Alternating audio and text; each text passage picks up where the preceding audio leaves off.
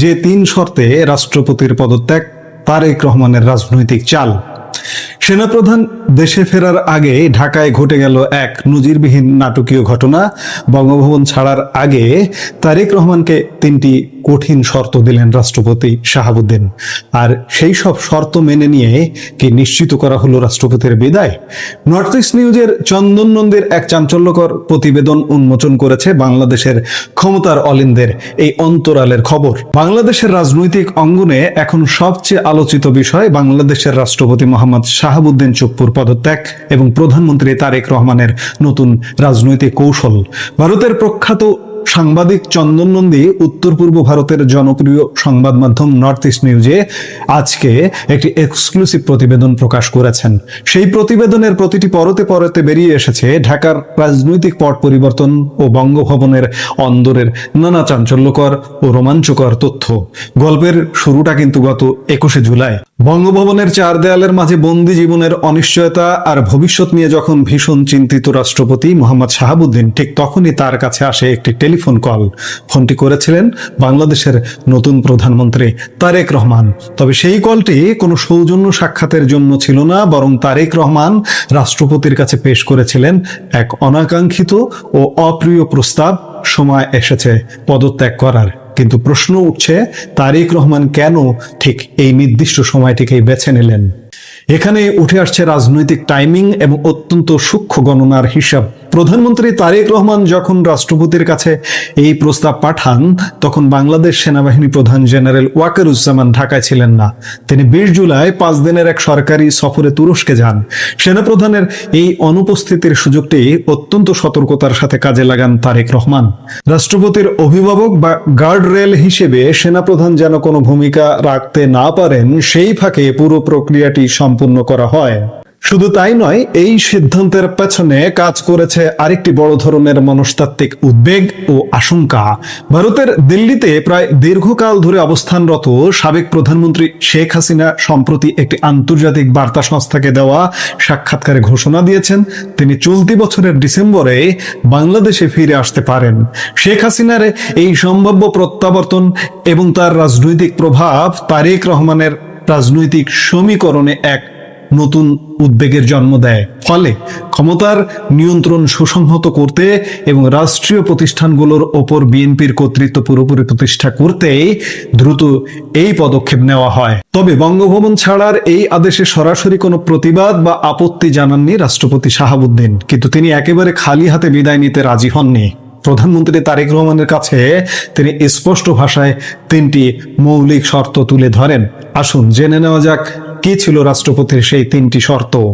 প্রথম শর্ত, সাধারণ নিয়ম অনুযায়ী রাষ্ট্রপতি পদ থেকে পদত্যাগের পর কোনো ভিআইপি ব্যক্তি বা সাবেক রাষ্ট্রপতি 3 মাসের জন্য স্পেশাল সিকিউরিটি ফোর্স বা এসএসএফ এর নিরাপত্তা পেয়ে থাকেন। কিন্তু শাহাবুদ্দিন দাবি জানান তার ক্ষেত্রে এই নিরাপত্তা মেয়াদ 3 মাসের বদলে বাড়িয়ে 6 মাস করতে হবে। প্রধানমন্ত্রী তারেক রহমান বিন্দুমাত্র দ্বিধা না করে ভদ্রতার সাথে এই দাবিতে সম্মতি জানান। দ্বিতীয় শর্ত, রাষ্ট্রপতি অবাধ বিদেশ ভ্রমণের ওপর কোনো ধরনের বিধিনিষেধ বা আইনি প্রতিবন্ধকতা তৈরি করা যাবে না। আপনারা জানেন সাবেক রাষ্ট্রপতি শাহাবুদ্দিন একজন হৃদরোগী। কয়েক বছর আগে তার একটি বড় ধরনের ওপেন হার্ট সার্জারি হয়েছে। ফলে নিয়মিত শারীরিক পরীক্ষার জন্য তাকে সিঙ্গাপুর সহ বিশ্বের বিভিন্ন দেশের হৃদরোগ বিশেষজ্ঞদের শরণাপন্ন হতে হয়। সরকার যেন তার এসব চিকিৎসা ও বিদেশ ভ্রমণে কোনো বাধা সৃষ্টি না করে, এটাই ছিল তার দ্বিতীয় দাবি। তৃতীয় ও সবচেয়ে গুরুত্বপূর্ণ শর্ত, পদত্যাগের পর রাষ্ট্রপতি বা তার পরিবারের কোনো নিকটাত্মীয়কে কোনো ধরনের দেওয়ানি বা ফৌজদারি মামলা দিয়ে যেন হয়রানি করা না হয়। এতদিন রাষ্ট্রপতি হিসেবে আইনি যে বিশেষ সুরক্ষার সুবিধা তিনি ভোগ করে আসছিলেন, পদত্যাগের পরও যেন সেই আইনি দায় মুক্তি অব্যাহত থাকে। প্রধানমন্ত্রী তারেক রহমান বাস্তবতার নিরিখে রাষ্ট্রপতির এই তিনটি শর্তই শতভাগ মেনে নেওয়ার আশ্বাস দেন। দর্শক, একটু পেছনের ইতিহাসটা পর্যালোচনা করা যাক। এবছর 12 ফেব্রুয়ারি সাধারণ নির্বাচনে বিএনপি বিপুল সংখ্যাগরিষ্ঠতা নিয়ে সরকার গঠন করার পর এবং 17 ফেব্রুয়ারি নতুন সরকার দায়িত্ব নেওয়ার পরও কিন্তু তারেক রহমান শাহাবুদ্দিনকে হুট করে বরখাস্ত করেননি। কেন করেননি? কারণ এর নেপথ্যে ছিলেন সেনাপ্রধান জেনারেল ওয়াকারুজ্জামান। সেনাপ্রধানের অকুণ্ঠ সমর্থন ছিল রাষ্ট্রপতির প্রতি। 2024 সালের 5 অগাস্ট শেখ হাসিনার বিদায়ের পর উদ্ভূত চরম রাজনৈতিক পরিস্থিতিতে নিজেদের অস্তিত্ব টিকিয়ে রাখতে রাষ্ট্রপতি শাহাবুদ্দিন এবং সেনাপ্রধান জেনারেল ওয়াকারুজ্জামান উভয়েরই পরস্পরকে প্রয়োজন ছিল। সেই সুসম্পর্ক ও রাজনৈতিক স্থিতিশীলতার স্বার্থে এতদিন বঙ্গভবনে টিকেছিলেন শাহাবুদ্দিন। তবে পটভূমির চিত্র বদলে যায় তুরস্ক সফরকে কেন্দ্র করে। নর্থ ইস্ট নিউজের প্রতিবেদনে বলা হয়েছে, সেনাপ্রধান জেনারেল ওয়াকারুজ্জামান এই দীর্ঘ সফর শুরু করার ঠিক আগেই রাষ্ট্রপতি শাহাবুদ্দিনের সাথে এক গুরুত্বপূর্ণ বৈঠকে মিলিত হয়েছিলেন। পরবর্তীতে তুরস্ক সফর শেষ করে আজ সকালেই তুর্কি এয়ারলাইন্সের একটি ফ্লাইটে ভোর 5টা 15 মিনিটে ঢাকায় ফিরেছেন সেনাপ্রধান। এছাড়াও নর্থ ইস্ট নিউজের তথ্য মতে সেনাপ্রধানের সহধর্মিণী শাহরানাজ কমলিকা জামানও গতকাল অর্থাৎ 24শে জুলাই পৃথক ফ্লাইটে ঢাকায় সফলভাবে প্রত্যাবর্তন করেছেন। সেনাপ্রধানের ঢাকায় ফেরা এবং রাষ্ট্রপতির এই পদত্যাগের মধ্য দিয়ে বাংলাদেশের রাজনৈতিক প্রেক্ষাপট এখন এক নতুন মোড় নিল। তারেক রহমানের এই কূটনৈতিক ও রাজনৈতিক কৌশল বিএনপি সরকারকে কতটা শক্ত ভিতের উপর দাঁড় করাবে, আর শেখ হাসিনার সম্ভাব্য প্রত্যাবর্তনের বার্তা ঢাকার রাজনীতিতে আর কি কি নতুন তরঙ্গের সৃষ্টি করবে? বাংলাদেশের এখন সবচেয়ে আলোচিত বিষয় হচ্ছে রাষ্ট্রপতি শাহাবুদ্দিন সাহেবের পদত্যাগ। তিনি কেমন মানুষ ছিলেন, কেমন ভাবে বাংলাদেশের রাষ্ট্র ক্ষমতায় প্রেসিডেন্ট হিসেবে এতদিন দায়িত্ব পালন করেছেন, বৈরী পরিস্থিতিতেও তিনি রাষ্ট্রপতি ছিলেন, কিভাবে সম্ভব হয়েছে, সেই কথাগুলো বলতে চাই। প্রথম কথা হচ্ছে, তার পদত্যাগ সম্মানজনক হয়নি। তিনি যেসব কাণ্ড করেছেন, যেইভাবে থাকতে চেয়েছেন, যা হওয়ার তাই হয়েছে। এটা এক ধরনের বলা হয় যে তাঁর শিক্ষা হয়েছে। তিনি আওয়ামী লীগ সরকারের সময় রাষ্ট্রপতি মনোনীত হয়েছেন, নির্বাচিত হয়েছেন, ঠিক আছে। রাষ্ট্রপতি নির্বাচিত হওয়ার পর আমরা তার বক্তব্য কি শুনেছি? মুক্তিযুদ্ধ, বঙ্গবন্ধু, আওয়ামী লীগের নেতৃত্ব, বঙ্গবন্ধুর ভূমিকা মুক্তিযুদ্ধে, বাংলাদেশ একটা স্বাধীন সার্বভৌম দেশ, সেই মুক্তিযুদ্ধে তার অবদান, বঙ্গবন্ধুর পাশে বসা তার সৌভাগ্য হয়েছিল। সেই মানুষটি 5ই আগস্টের পরে বাংলাদেশের ইতিহাস, ঐতিহ্য, স্বাধীনতা, সার্বভৌমত্ব, আমাদের যে জাতীয় সঙ্গীত, আমাদের যে জাতীয় চার নেতা, আমাদের দেশের যে ঐতিহ্য, যে কালচার, সমস্ত কিছু তিনি ভুলে গেলেন। তিনি এনসিপি বৈষম্য বিরোধী আন্দোলনের একজন নেতা হয়ে গেলেন, এটা সমর্থক হয়ে গেলেন, ওটা মেনে নিলেন। তার পদত্যাগ সম্মানজনক হতো যদি তিনি বঙ্গবন্ধু, বাংলাদেশ স্বাধীন বঙ্গবন্ধু বাদ দিলাম, স্বাধীন সার্বভৌম রাষ্ট্রের স্বাধীনতা বিশ্বাস করে তিনি শপথ নিয়ে ক্ষমতায় এসছেন, তার সেই বক্তব্যে তিনি যদি অবিচল থাকতেন। বাংলাদেশে যে ধ্বংস দেখেছি আমরা, ইউনূস শাসনের যে অপশাসন দেখেছি আমরা, যে মব ভায়োলেন্স দেখেছি আমরা, স্বাধীনতা সার্বভৌমত্বের প্রতি যে অবস্থা আমরা দেখেছি বাংলাদেশে, মুক্তিযুদ্ধের ভাস্কর্য, মুক্তিযুদ্ধের স্থাপনা, দেশের ইতিহাস, ঐতিহ্য, ৭১ ভাষা, আমাদের যে সংস্কৃতি, আমাদের যে জাতীয় সমস্ত কিছুকে তছ নছ করে দিয়েছে, বঙ্গবন্ধুর বাড়ি ভেঙে দিয়েছে, সেনাবাহিনীর নেতৃত্ব ভাঙা হয়েছে। সেই অবস্থায় তিনি জীবনের ঝুঁকি নিয়ে যদি পদত্যাগ করতেন, আমি এইরকম পরিস্থিতি চাই না, আমি পদত্যাগ করলাম, তার জীবনের ঝুঁকি ছিল, সেটা মেনে নিয়েই যদি তিনি পদত্যাগ করতেন, সেটা সম্মানজনক হতো। হয় মরে যেতেন, নাহলে বেঁচে থাকতেন, ঠিক আছে। তিনি কি করেছেন? সেই সময় পদত্যাগ করেননি। ইউনূস সরকারের সমস্ত কিছু মেনে নিয়ে তিনি ক্ষমতায় ছিলেন, প্রেসিডেন্ট হিসেবে ছিলেন। সেনাবাহিনী প্রধানের সাথে তার খুব মহরম। এবার সেইভাবে তিনি তেলিয়ে এত ন্যাক্কারজনক, এত বক্তব্য নিয়ে তাকে নিয়ে করা হয়েছে, বঙ্গভবন আক্রমণ করা হয়েছে, তারপরও নির্লজ্জের মতো তিনি প্রেসিডেন্ট ছিলেন, ঠিক আছে।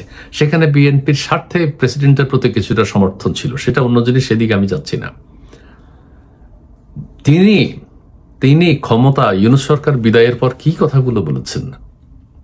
আমাকে অপমান করা হয়েছে, আমাকে ঈদের নামাজ পড়তে দেয়নি, আমার ছবি বাংলাদেশের বাইরে যে এম্বাসিগুলো ছিল সেখান থেকে নামিয়ে ফেলা হয়েছে, আমাকে চিকিৎসার জন্য বিদেশে যেতে দেয়নি, আমাকে বিদেশ ভ্রমণ করতে দেয়নি, আমাকে ওইটা করতে দেয়নি, আমার প্রেস উইং প্রত্যাহার করেছে, আমার কোনো নিউজ নাই, সমস্ত কিছুর সাথে জাতির কোনো ইনভলভমেন্ট নেই। দেশের জনগণ, দেশের মুক্তিযুদ্ধ, দেশের স্বাধীনতা, সার্বভৌমত্ব, দেশের যে মব ভায়োলেন্স চলছিল সেগুলোর তিনি পরিত্রাণ চান, যে এগুলো দেশের বিরুদ্ধে করা হয়েছে, এই জিনিসগুলো আমি সমর্থন করি না। তিনি কি হয়েছে সম্পূর্ণ ব্যক্তিগত ব্যাপার, আমার ছবি না বলা হলো কেন, এটা একটা রাষ্ট্রপতির দুঃখ হতে পারে যেখানে দেশ ছাড় খারাপ হয়ে গেছে। আমাকে ঈদের নামাজ পড়তে দিলে আপনি বাসায় পড়েছেন, ঠিক আছে, দেয়নি আপনাকে, কিন্তু সেটা তো আপনার একদম ব্যক্তিগত ব্যাপার। আমার প্রেস উইং উইথড্র করে নিয়েছে, এটা তো আপনার ব্যক্তিগত ব্যাপার। এটা রাষ্ট্র যে তছনছ হয়ে গেছে, জনগণ যে তছনছ হয়ে গেছে, জনগণকে জ্বালাও পোড়াও করে ছাড়খাড় করে দিয়েছে, মেরে ফেলেছে, আপনার 32 নম্বর ভেঙে দিয়েছে, আপনার মুক্তিযুদ্ধ স্বাধীনতাকে ধূলিসাৎ নস্যাৎ করে দিয়েছে, আপনি তো সেটা নিয়ে একটা কথাও বলেন নাই। ইউনূস সরকার থাকা অবস্থায় তো বলেননি, ইউনূস বিদায় নেওয়ার পরও তো একটা কথা বলেননি। আপনি আপনার নিজের স্বার্থ দেখেছেন। যাই হোক, দেশে একটা নির্বাচন হলো, নির্বাচনের আগে আপনি এক সাক্ষাৎকারে বলেছেন আপনি নির্বাচনের পরে পদত্যাগ করবেন, এবং সেটাই হওয়া উচিত ছিল, সেটাও এক ধরনের সম্মানজনক হতো, ঠিক আছে, আগের ওগুলো মেনে নিলাম। আপনি কি করলেন, বললেন নির্বাচনের পদত্যাগ করেন, কিন্তু নির্বাচনের পদত্যাগ দূরের কথা, প্রধানমন্ত্রীর সাথে বিএনপির সাথে আপনার দহরম মহরম সম্পর্ক আপনি তৈরি করলেন। আপনি বঙ্গভবনের ডিম্পোজ খেতে চান, ওখানে সবুজ ঘাসে পায়চারি করতে চান, এটা আপনার ভিতরে লোভ ঢুকে গেছে। আপনি আপনার ক্ষমতা চান, আপনি আরামে থাকতে চান, আপনি বঙ্গভবনে থাকতে চান, আপনি বাংলাদেশের রাষ্ট্রপতি হিসেবে থাকতে চান। বিএনপিকে যত তেল মারার, আওয়ামী লীগকে যত ধ্বংস করার, আওয়ামী লীগের বিরুদ্ধে যত কথা বলার, আপনি আওয়ামী লীগের সময় যখন প্রেসিডেন্ট হলেন তখন আপনি যে কথাগুলো বলেছেন, তখন কি আপনি মিথ্যা কথা বলেছেন? বঙ্গবন্ধু, মুক্তিযুদ্ধ, স্বাধীনতা। আপনি বিএনপি সরকার আসার পর আবার কিভাবে উল্টা কথাগুলো বললেন? বঙ্গবন্ধু নাই, স্বাধীনতাও নাই, ঘোষণাও নাই, কিছুই নেই। বঙ্গবন্ধু কেউ না, আওয়ামী লীগ কেউ না, ফ্যাসিস্ট, ন্যাক্কারজন, 17 বছরের দুঃশাসন, ছাত্রছাত্রীদের আন্দোলন, সমস্ত কিছু আপনি বলে গেলেন। আপনি কোন মানুষ? আপনি কি বিএনপির মানুষ? আপনি কি আওয়ামী লীগের মানুষ? আপনি কি এনসিপির মানুষ? আপনি কি ডক্টর ইউনূসের মানুষ? আপনি বেমালুন। আপনি আওয়ামী লীগের চরম ক্ষতি করেছেন। আপনি আওয়ামী লীগের সময়কার রাষ্ট্রপতি হিসেবে আপনার নিরপেক্ষ ভূমিকা আপনি পালন করেন, সেটা তো আপনি করেননি। আওয়ামী লীগের সমর্থন করার তো আপনার দরকার নেই। আপনি রাষ্ট্রকে তো বিলং করেননি। রাষ্ট্র যে নিপীড়িত হয়েছে, দেশে খুন, ধর্ষণ, কি দেখেছি আমরা। রাষ্ট্রপতি হিসেবে আপনি একটা কথাও বলেননি। আপনি বলেছেন আপনাকে ঈদের নামাজ পড়তে দেয়নি।